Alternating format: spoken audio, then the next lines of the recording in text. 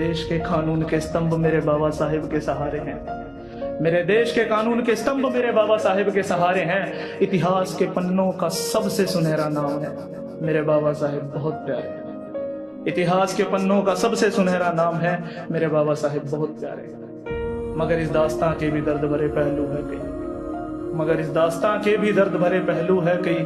भीमराव ने गवाए माता पिता, एक के बाद एक बेटे और आखिर में प्राण प्रिय रमाबाई। भीमराव ने गवाए माता पिता, एक के बाद एक बेटे और आखिर में प्राण प्रिय रमाबाई। नानक चंद्र अट्टू लिखते हैं अपनी किताब में कि दर्द बहुत छिपाए बाबा साहेब ने मगर छिपाए छिपे।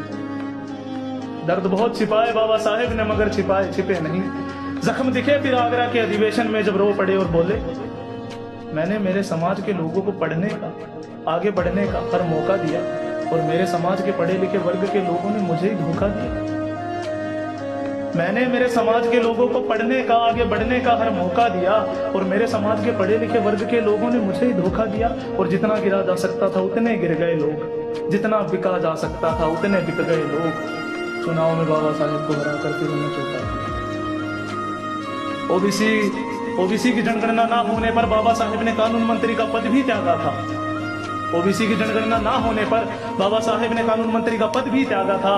अपने ही मसीहा को बार बार धोखा देता रहा वो समाज कितना अभागा। अपने ही मसीहा को बार बार धोखा देता रहा वो समाज कितना अभागा था। मगर वो अपने पद से हिले नहीं, मगर वो अपने पद से हिले नहीं। 14 अक्टूबर 1956 अब बौद्ध धर्म अपनाने की तैयारी थी। 14 अक्टूबर 1956 अब बौद्ध धर्म अपनाने की तैयारी थी। तुम देख रहे हो ना, आखिरी सांस तक जंग जारी थी। सफल रहा नागपुर का जतन, वो भारत के इतिहास का सबसे बड़ा लाखों का धर्म परिवर्तन। सफल रहा नागपुर का जतन।